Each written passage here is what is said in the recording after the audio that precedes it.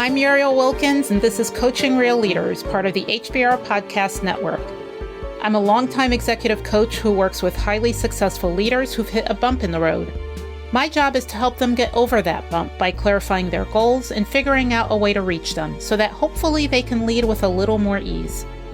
I typically work with clients over the course of several months, but on this show, we have a one-time coaching meeting focusing on a specific leadership challenge they're facing.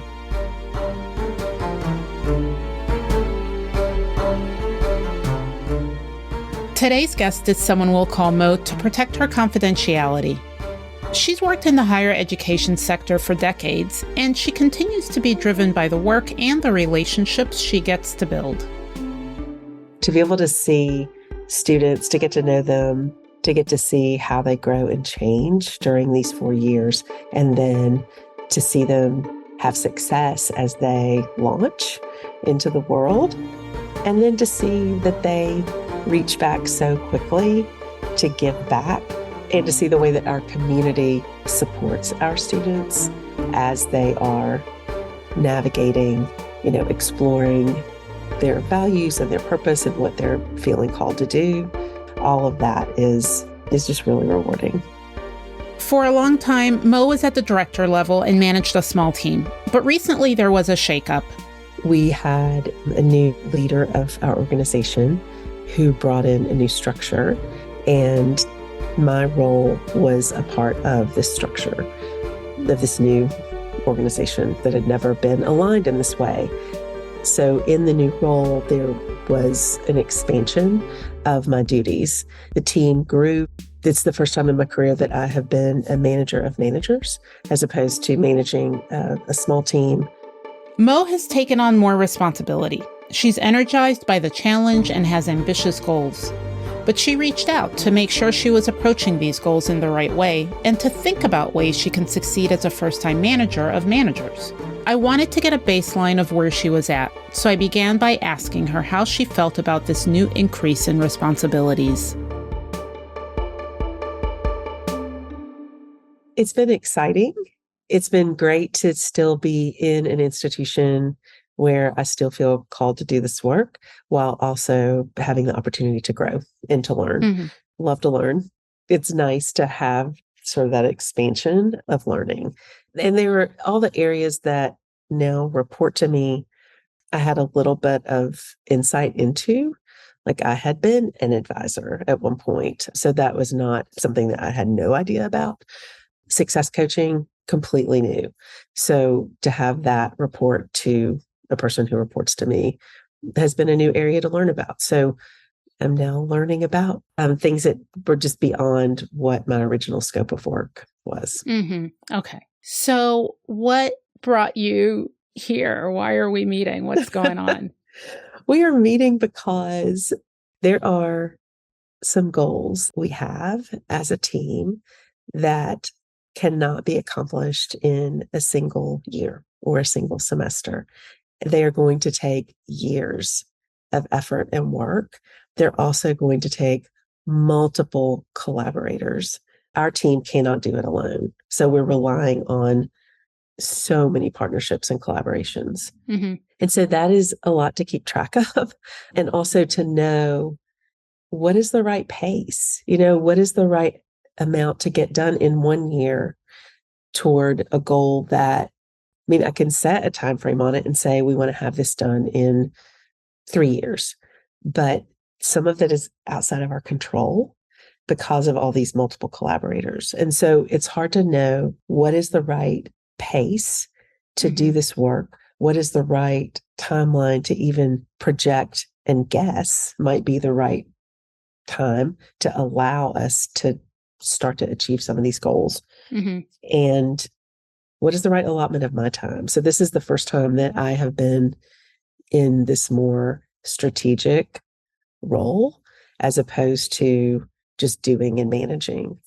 And so I am just still trying to figure out what is the right allotment of my time, what is the right time frame to put on these goals, and how do we know if we're measuring progress in the right way?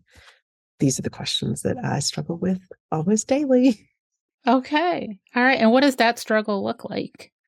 It looks like just a constant wonder of, am I getting this right? Am I spending my days in the right way? Should I be doing more? Should I be doing things differently? The inability to feel confident that the way that I am arranging my days and weeks and months is the correct and accurate way to get us where we are trying to go as an institution and as a team. Okay. So lots of unknowns for you around how to map out the future, not only for your team, right? And the strategy, and as you said, the pacing and the timing to be able to reach your goals, but also for you, personally, in terms of being the leader of this team, how you should be allocating your time. And as you put it, am I spending my time the quote unquote right way? Okay. So how would you know it's the right way? Great question. I mean, that is what's so hard to know. Will I only know it in reverse? Will I only know it at the end of a year when I look back and say, oh, we accomplished X or Y? Am I supposed to know it at the end of every month because we were able to set a goal and we achieved it that month? That's what I'm struggling with. Okay. Because the things that we're trying to do cannot be accomplished in a single year. Like, it's so far out. It will take so long to know that we have moved the needle towards success that it's hard to know working backwards. Okay, was this a good week? Yeah. Did we get things done the right way? There are some goals, right? Like, I could say, have one conversation a week with a potential collaborator or partner. To what end? But what if it took 3 conversations to actually... What if it took 3? Right? Okay. What if it took 5? Gotcha. Like, I don't know. All right. I hear you. You're looking for the formula. I am. I don't know if there is a formula, Mo.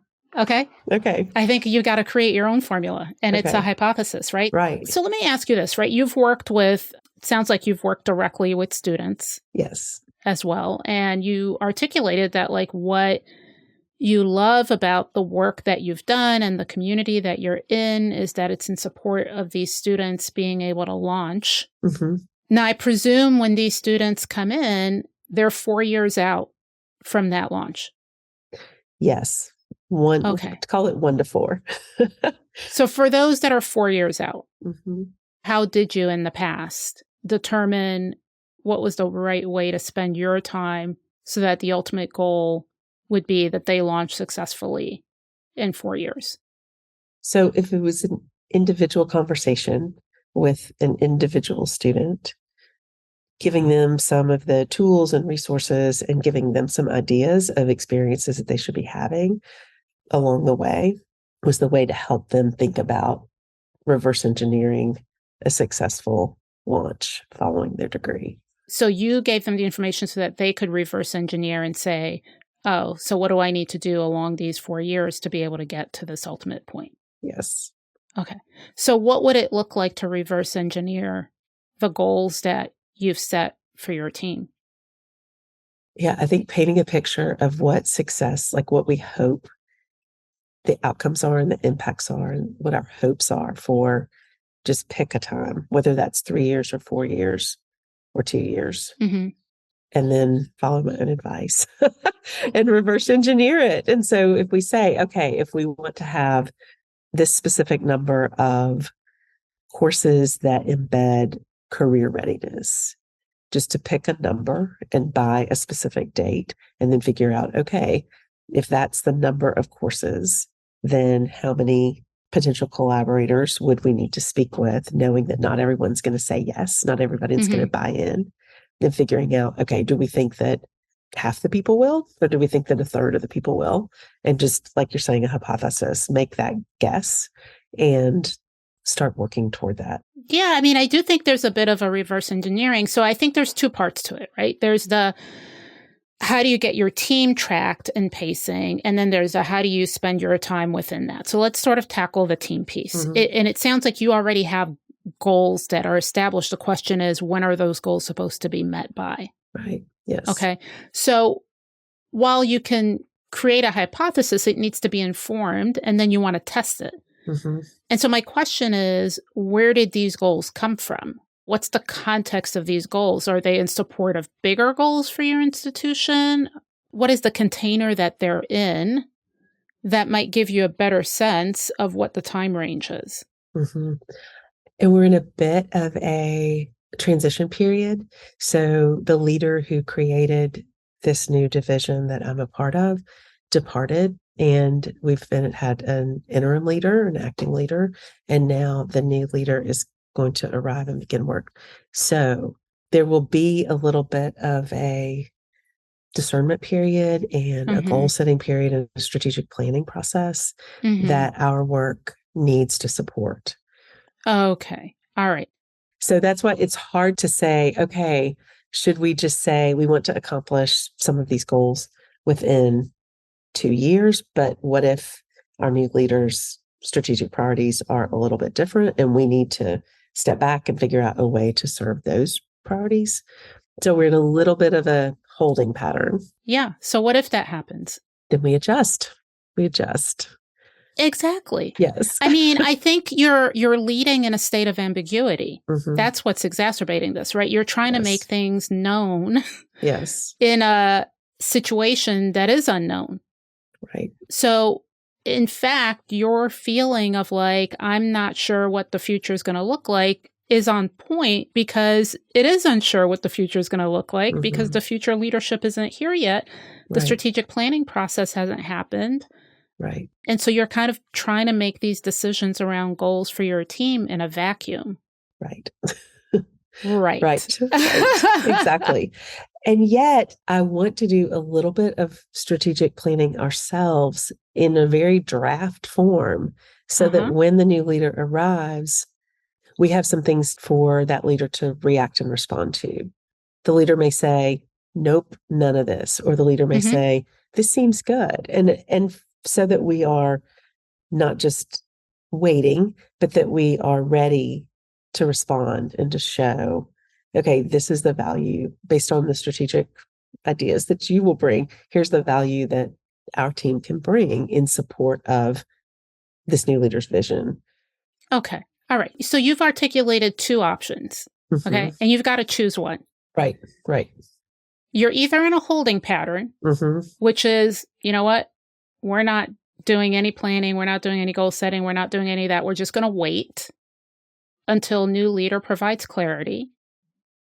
Or you decide that you're going to head towards some destination, right? Right. Not quite sure which one yet, but you're going to figure it out, which means you're going to do your own interim planning process and start working towards those goals. What you can't do is be in a holding pattern and head towards your destination at the same time. Right. It's physically impossible. Right. So I think what I'm hearing around what you're struggling with is not necessarily the timing of marching towards the goals, but you sort of need to take it to step one. Do I even want to claim these goals and own these goals and make a plan against them and do the work, or do I want to wait? Right. And so which one are you leaning towards? I'm leaning towards still planning because the leader who is coming is known to me. This is a leader who actually hired me to move into the role that I was in prior to this new expanded role. And so I know a little bit about what matters to this new leader. And I think that the work that we are doing will be in alignment with his goals. Okay.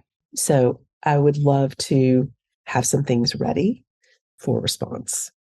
Even if we have to set us aside and say, that's not it. No, wrong goals. Wrong goals.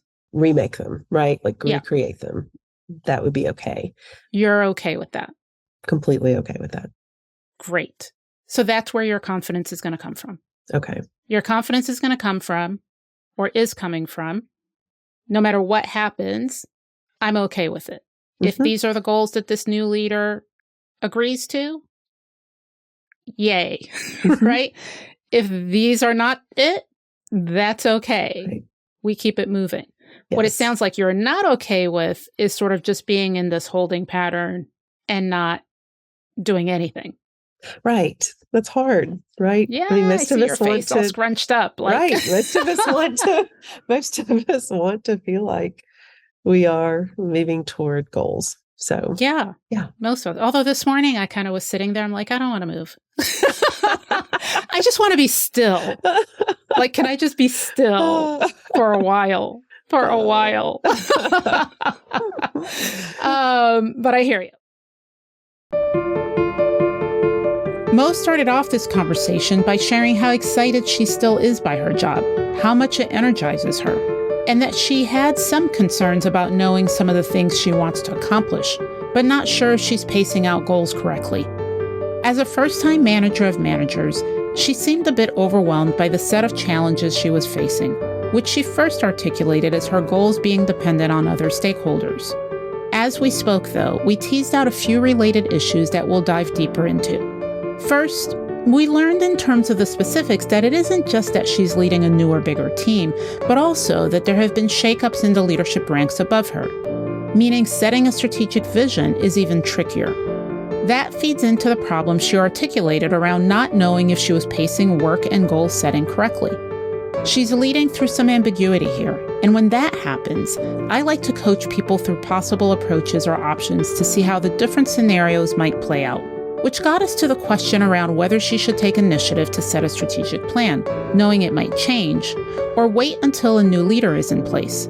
And she's able to make that decision based on something she's confident in, that if she does move forward and the direction later changes, she'll be able to pivot. The first step is deciding on the destination, and then we can work through her planning process on how to get there and how to time it correctly. She can reverse engineer it. Let's dive back in as we start to think about that process and how much of her work depends on other stakeholders as I ask her, how big of an impact could her collaborators have on her timing? That's challenging, and I'm thinking a lot. I mean, they completely control the impact on timing, because some of the collaborators that we most need to buy in have a lot of independence and control over their work. And so it is completely, they hold all the impact of this timing, because there could be people who say, absolutely not, I don't want to be a part of that. And so the search then continues, for like the people who might say yes. And then once the people say yes, it might be, okay, that's not going to work for this upcoming semester, but I could see doing that a year from now. And so the timing is completely out of our control. Okay, so it's out of your control. Mm-hmm. I didn't ask you, though, whether the timing was in your control or out of your control. Right. I asked you, how can you gauge how much of an impact these collaborators can have on the timing? Meaning, how are you going to know how to time things given the collaborators?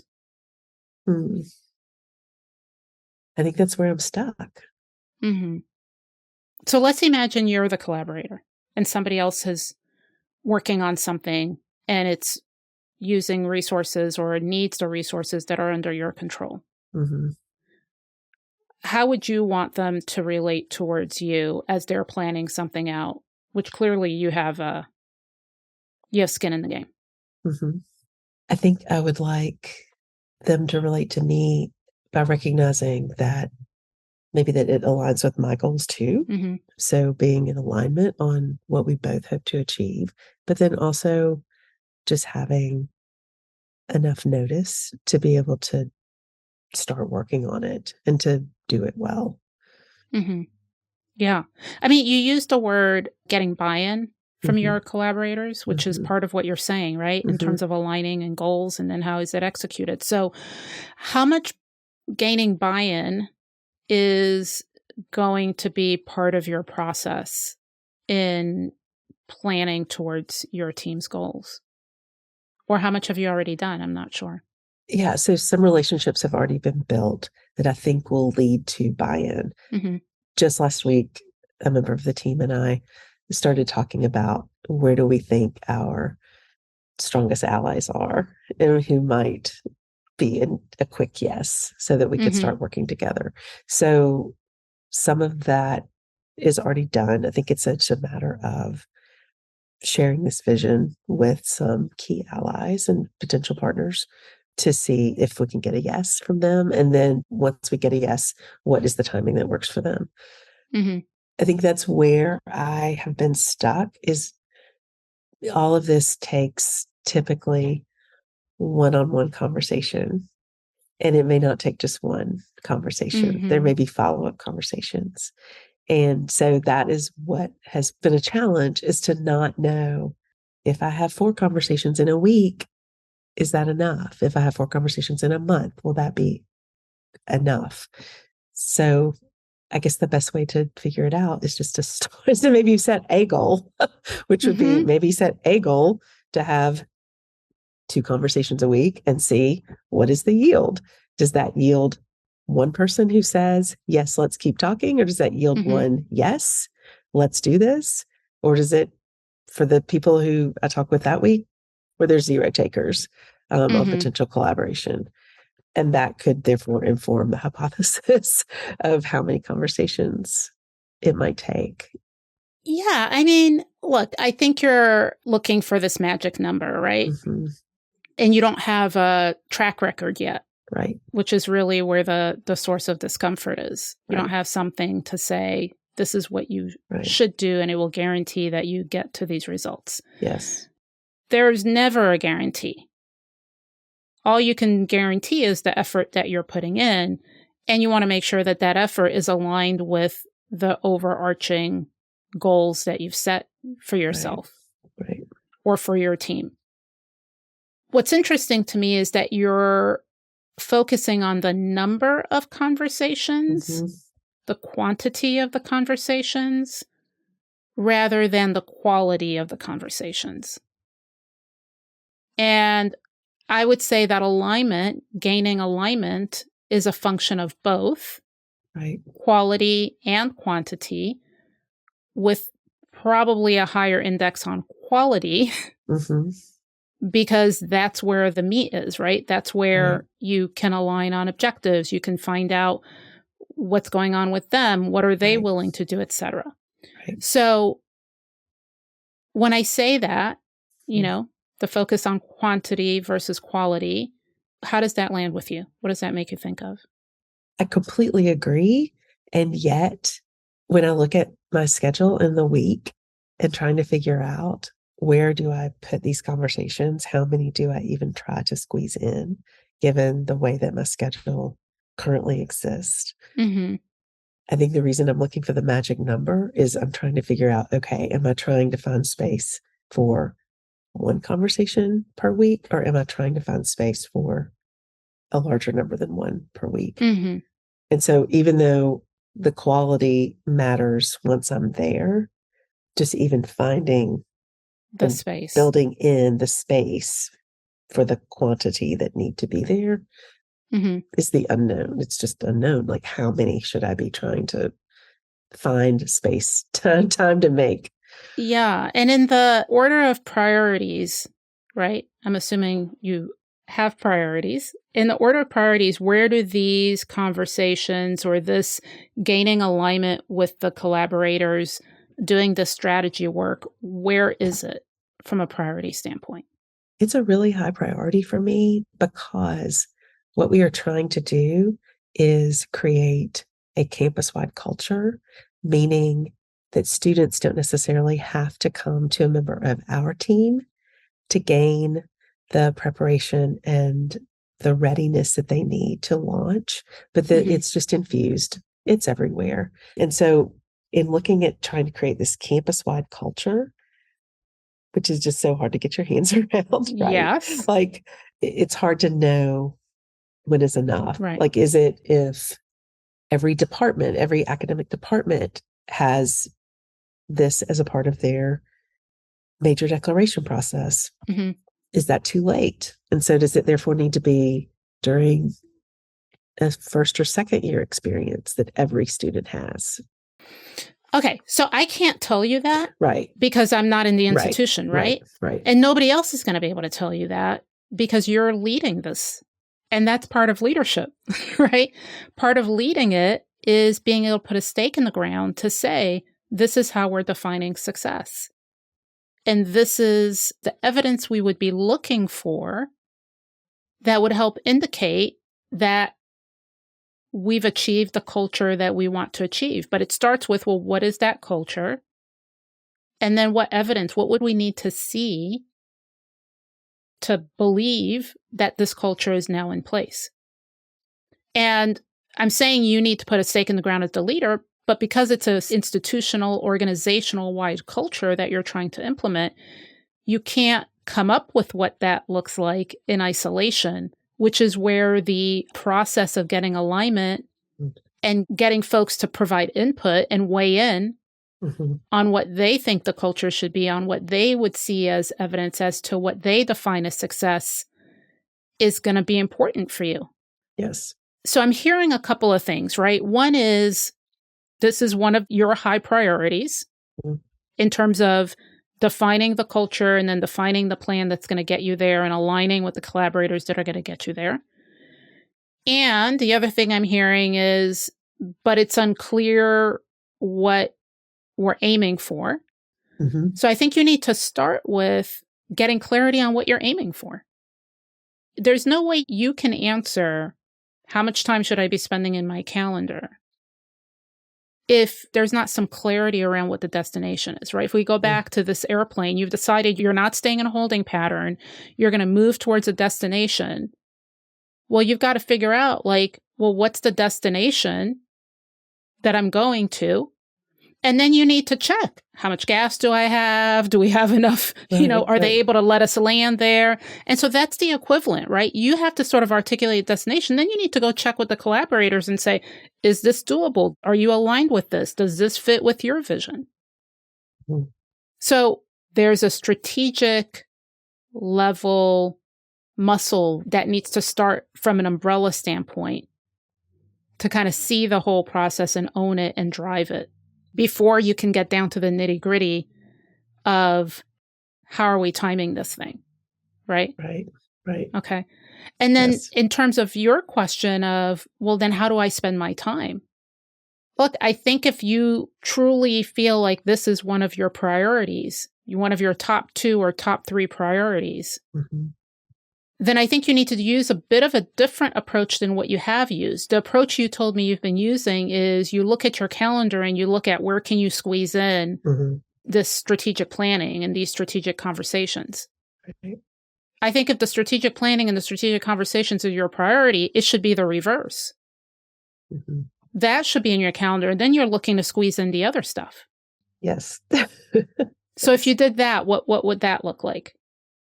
How much space would you be giving it, and what would it look like in your calendar? I think I would have something that's helping move toward this priority 4 out of 5 days of the week. You've got your answer. Yeah.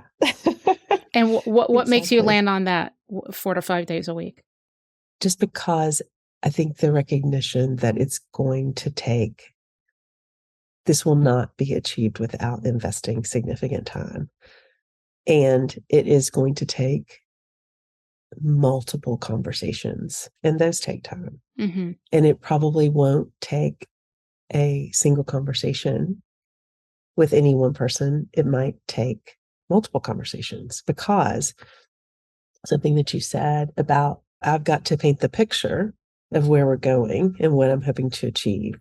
But then there's just got to be a lot of listening and a lot of hearing from others, what are the challenges that they're trying to solve for? What are their pain points?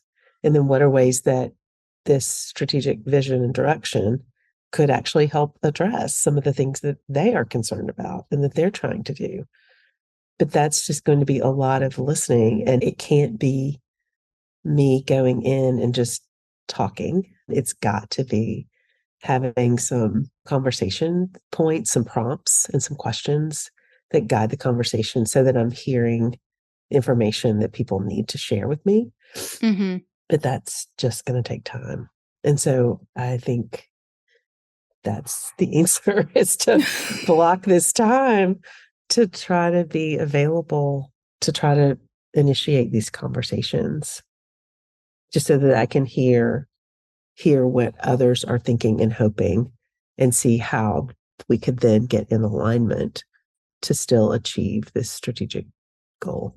Yeah. And I think using this word initiate is important, right? It's not just making yourself available. Right. No, It's no. initiating it. It's driving it. It's matching up your schedule and your time to your priorities.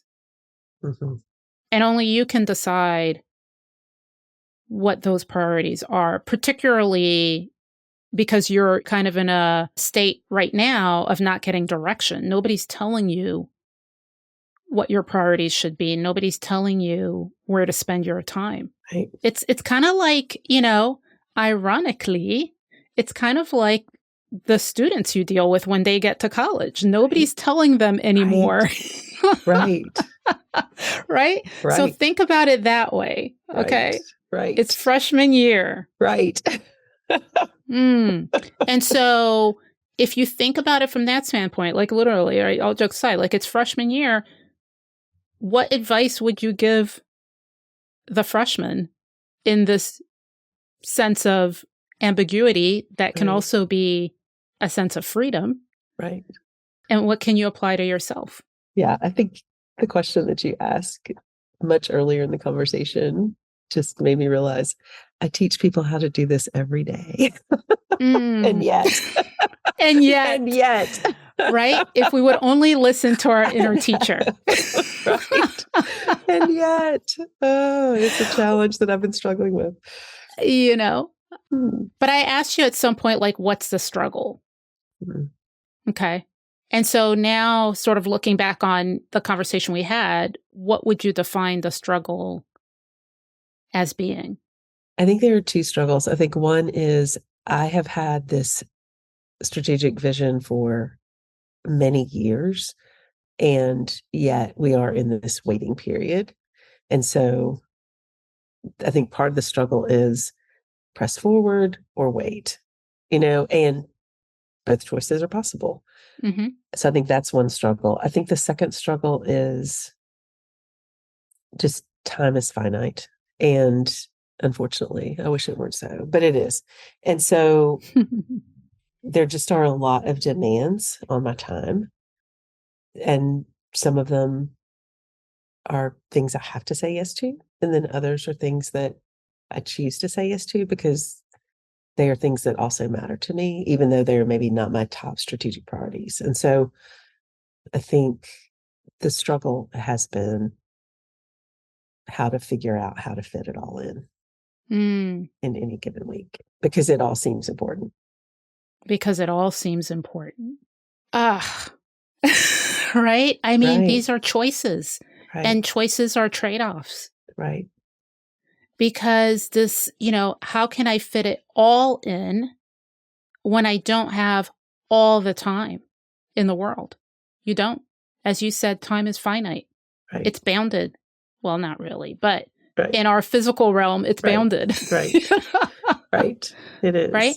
It is. So what you're struggling with is making a choice. Right. But why is making a choice hard for you? I think because there is so much that we could be doing. There is so much that we already do. And I don't want to stop doing those things. But yet I have the appetite for us to do more. And a member of my team who I work with, I learned a phrase from her that I'm a time optimist. She is a time realist. It's being a time realist versus a time optimist. I'm a time optimist. And so I think that there should be more time to do more, and there should be more opportunity to do more as we try to serve our students in the best possible way. And a time realist would say, you got to make a choice. We can't do all these things because there isn't enough time. So the time optimist that I am doesn't like that answer. and doesn't want to hear that answer, wants to continue to just push ahead and to try to keep adding more and more, which is unrealistic. Yeah. But there is such a thing that is known as a realistic optimist. Okay. I think this is going to be what we're going to aim for. Okay. Realistic like optimism, right? And the optimism part, it is the having a vision that you're pushing forward towards. Mm-hmm. You see what's possible. That's the optimism part. Yes. The realistic part is what can be done within the context, the framing of where we are towards that vision. Yes. And I think you're seeing them as mutually exclusive, right? Like if I can't be doing everything right now as it relates to that vision, then I'm not marching towards that vision. That's not true. There's a difference between what can I do within the time frame that I have or the time limitations that I have, which is for you on a weekly basis, 24 times 7, but hopefully you're not using up all that time. Right? What can I do? There's a difference between that question and the question, what can be done during that time? And so what's the difference to you when I say that? The difference is finding other people who want to help do the work and spreading it out. I mean, to me, that's the difference. Yeah, because this is where you have to ask yourself, particularly for you as a leader who's now what we call scaling up, right? You went from managing a team to now managing multiple teams. You went to becoming a manager of managers. What is more important to you? That you're doing the work or that the work is getting done? Oh, it's very much important to me that the work is getting done. Okay. Right. Okay. Yeah. So this is where the realistic part is, what can I do within my time parameters? How do I prioritize? How do I make choices? Of which one of the parts that you're responsible for is making sure that the other work that you aren't responsible for personally is getting done. So I think I want you to hold this like being a realist and an optimist, because the reality part is in the present and the optimist part is in the future. Right. And so it's your capability, your capacity to hold both. Your calendar is what holds you to the reality, the present. Right. The vision is what holds you to the future, the optimist part. They're not mutually exclusive. In talking through how she might tactically move forward to her goals, we've worked through a few important points here with Mo. It was interesting that she zeroed in on the number of calls, on the specifics of how to divide her time as she works towards her goals, which is an important, concrete thing to do, to set goals around what she can achieve, what she has control over, what she can measure the results of. But in some ways, she was focusing on the trees and we lost a bit of the forest. I love that we reached this point of being a realistic optimist and how to hold both of those things at once, because that allows her to think realistically about her time, how she spends her weeks, and how much time she needs to reach the goals she has for the team, but also allows her to hold on to the excitement and hope she has around those goals and realize that there are things within her control. She just has to make some decisions. I wanted to dive back in because I was picking up on something from Mo, that she's having a bit of a hard time prioritizing because she has this feeling that time is limited, but that her goals will also take years to accomplish. I asked her about how that tension made her feel. I feel okay about it. There is part of me who wishes that we were already there, many of the theirs. Like there are lots of things that I already wish we had accomplished, but I know that it takes time and I know that it's okay to invest the time. I mean, that's okay. That's a good use of time, is to try to work toward accomplishing these strategic directions. But I am just a little impatient and I wish in many cases that we were already there. But I just have to keep reminding myself of the work that we have accomplished. It's been good to go back and reflect and like look through prior strategic plans and realize, okay, these are things that we got done. These are new initiatives that we started and we're doing them and they are working and they're good. What's hard is to look at all of the tactics that we had hoped to implement by this time and, that we just haven't even begun yet. And so that is a call to realism. Was that too optimistic to try to think that all of those things could have been accomplished in a 3 or 4 year time period? I mean, I think it's good to have aimed for it, but it just shows that there's still so much to be done. Yeah. So I'm sensing that you're looking back and saying, we've been down this road before and we didn't accomplish it. But man, not on my watch. I know. If I'm flying this plane, we are getting to this destination. We are trying to get there. Yes. We are trying to get there. Yes. And there's no magic ball as to whether you're going to get there or not. Obviously, you wouldn't be heading in that direction if you didn't think you could. Right. But that's what you have to try to figure out is what is within our capabilities. Yes. Okay. Exactly. And because it's multi-year and because it's culture, look, the culture, this is the thing with culture change, right? Like people are like, oh, I want to change the culture and it needs to happen in a year. I'm like, well, the current culture you're in didn't get created in 1 year. So why the expectation that it's going to change to something else overnight? Right. Creating a new culture is like changing organizational habits. Yes. And when we think about how much time it takes just for habits at an individual level to change, think about what it takes collectively. Right. And so with that in mind, I'm just curious around what your expectations are. Do you have a sense of what you can expect to even happen within the next year and then the next 2 years and the next 3 years? Have you mapped it out in that way? We're in a process of doing that right now. Okay. There was a larger strategic planning process that then needed to be put on hold just with the change in top leadership. With the new leader starting just in a few months, that strategic planning process will begin again.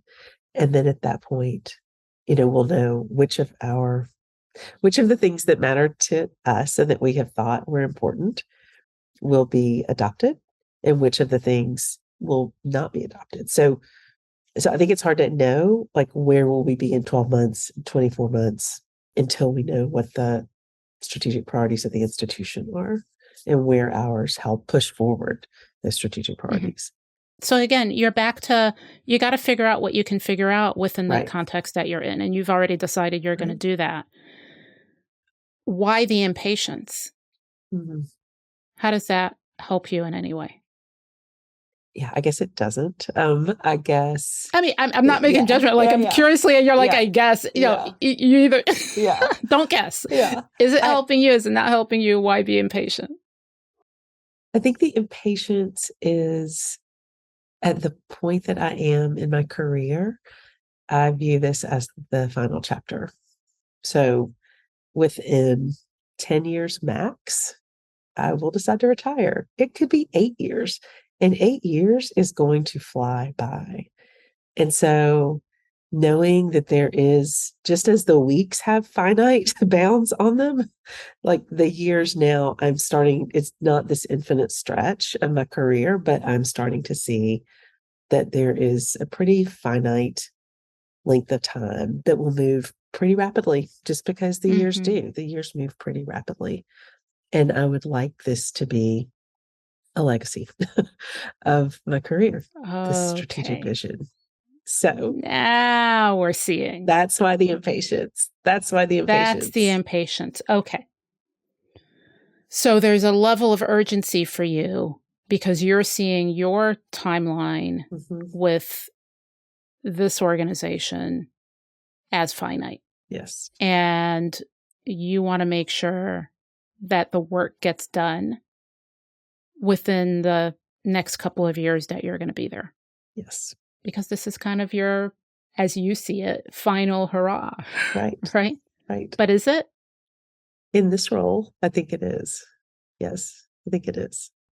So there's definitely a completion or an ending in terms of time that you're there. There's a difference between time being finite and then what happens with impact. Impact is not finite, or it doesn't have to be. Right. So I think the formula that you're actually solving for, I'm going to go back on what I said earlier. I actually think now that you've shared this, the formula you're solving for is, what should I be spending my energy on in the next couple of years to ensure that it has impact beyond those years? Yes. So when we frame it that way, how does that inform where you should be spending your time? Does it inform it any differently? I don't feel like it does. I feel like it still calls me to focus on my top priorities, of which this strategic vision of this culture is the top. Okay. Because of the impact that it can have. Because if we get it right, then every student going forward is impacted. Every student, 100% of them. Yeah.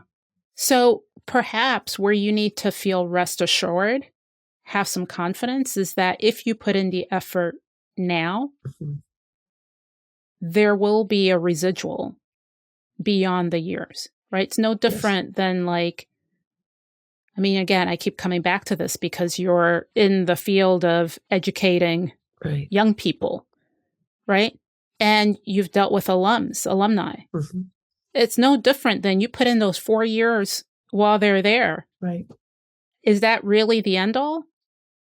When do you start seeing the results? Right. I mean, the results, you can see the results during the 4 years. You can see the results within the first years. You can see the results in some cases, because I've worked with them for a long time, like a decade and 2 decades later, you still see the results. Exactly. And so the confidence has to come in. Can you trust that what you're doing now is going to have the long-term results, the long-term impact that's aligned with the vision that you have for the culture? And you may not see it. Right. I hope you do. Right. Right. But rather than thinking, I need to do everything that's possible, right? The exhaustive list of what's possible to see this culture come to life within the time frame that I've put on this, because it's tied to my retirement age, right? Right. It's not arbitrary. It's tied to my, Okay. If we put a bit of a different lens on it, which is, what can I do? Where can I put my efforts and my team efforts in the time that we do have, so that it sets the foundation, maybe even the next step, it sets the scaffolding, maybe even more than that, for the culture that we hope to have. And as you said, it sounds like that doesn't really change what you came to around, hey, I need to be prioritizing these strategic conversations. I need to be prioritizing the aligning and start off probably a little slower. Right. So that I build a strong foundation. And for you, it's, we started off this conversation where you asked, is what I'm doing enough? Right. And so when we frame it that way, in terms of the doing being in service of the longer term impact of the culture, what does enough look like for you? Yeah. I think enough looks like, defining success maybe in smaller chunks so that it's easier to know, yes, this was enough. Like we were able to define what success would look like in year 1, and either we achieved it or we came close. I think in a way, by making the time frame smaller, instead of realizing that the time frame is 8 to 10 years, like figuring out what would success look like in 12 to 24 months. What could we call that?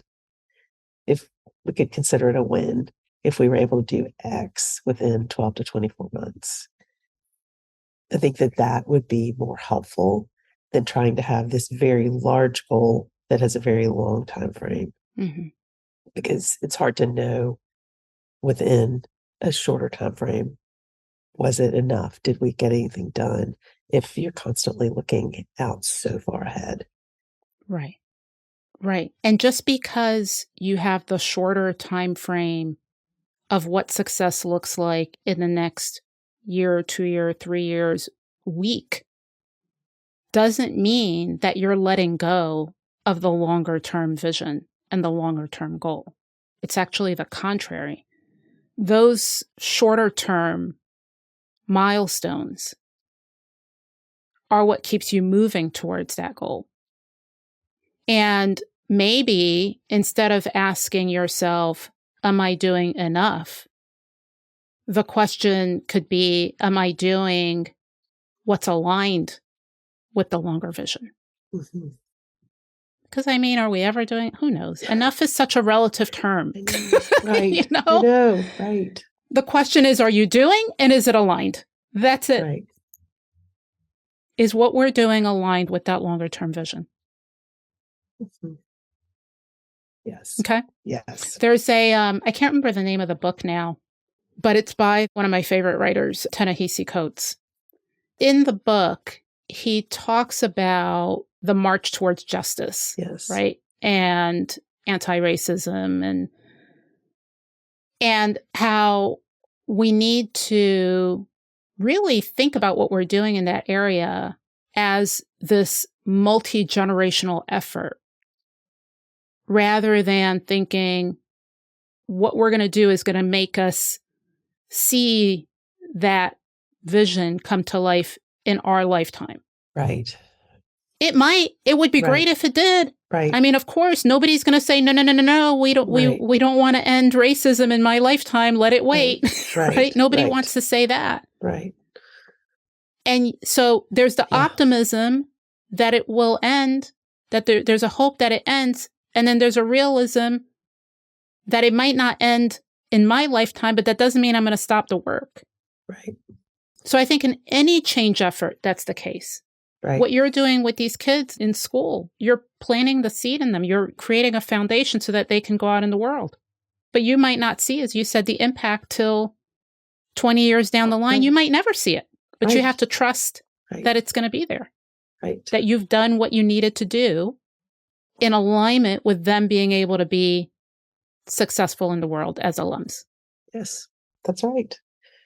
So let me ask you a question. How much are you struggling now versus how you were struggling when we first started our conversation? So it's been really helpful to realize that I need to define success, but then I need to define it in shorter time frames, as opposed to having this very long, far off goal. So that I think that's going to help me. That's going to help a lot. And it's going to help me struggle less. And it's going to help me realize that enough is a really weird word to try to define as far as a week goes. And so I think that I hope to struggle less. I think there's a lot to think about, and I don't do this work alone. I mean, there are great partners in the immediate team. And so, this is just really helpful as we anticipate bigger strategic conversations as an institution, and as we try to figure out how our work supports those strategic initiatives. Mm-hmm. Yeah, defining success in shorter time frames. That's just going to be really, really helpful. Yeah. Because it will help me feel like it'll help me measure what enough is, right? Because if you can figure out what does success look like in the coming academic year, then you can reverse engineer it and figure out, okay, by, May or June of next year, if we want to be at a specific place, then, okay, what do we need to do to get to that specific place? Exactly. And so trying to make smaller goals and name what those milestones are is just going to be so helpful. So helpful. because the phrase boiling the ocean, right, like comes up, like that is, of course I want to boil the ocean. Wouldn't that be great? I mean, no. So I struggle with the wanting to do it all. And so just remembering that you can't and figuring out, okay, what could be done in 12 months and within 24 months. And then measure the path, measure success in those smaller timeframes. In those smaller timeframes, with the confidence that it will have a residual impact over and beyond the finite time limit that you've set. Right. Very nice. Thank you. Thank you. Hopefully that was helpful. It was so helpful. I've got pages of so it was very helpful. Thank you so much. Sometimes it takes a while during a coaching session to really understand my client's underlying motivation. And we cracked this code further into the conversation as we started talking more about the years left in her career and the legacy Mo wanted to leave. She came into the conversation focused on how to be a manager of managers and how to set strategic priorities. But like with so many leaders, there was also something else at play for Mo, the desire to leave a lasting legacy. Having a better understanding of this, why she felt the need to move quickly, and why she felt frustrated when it felt like things were moving too slowly, was the key to her breakthrough. Once Mo came to this realization, it helped her reframe her goals and the milestones she wanted to hit. In some ways, this reframing might help Mo reset her parameters to shift from the idea that she's doing enough and moving fast enough to ensuring that what she's doing is aligned with her longer-term vision. This shift will help her better reach her goal of doing what needs to be done and making a lasting impact at her organization.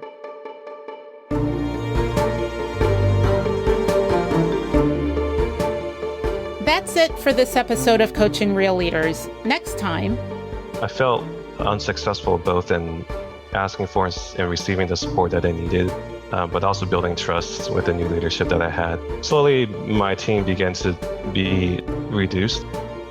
Want more of this episode? Join the Coaching Real Leaders community where I host live discussions to unpack the coaching sessions you hear on this show. Become a member at coachingrealleaderscommunity.com. You can also find more from me on LinkedIn at Muriel Wilkins. Thanks to my producer, Mary Dew, sound editor, Nick Krinko, music composer, Brian Campbell, my assistant, Emily Sofa, and the entire team at HBR.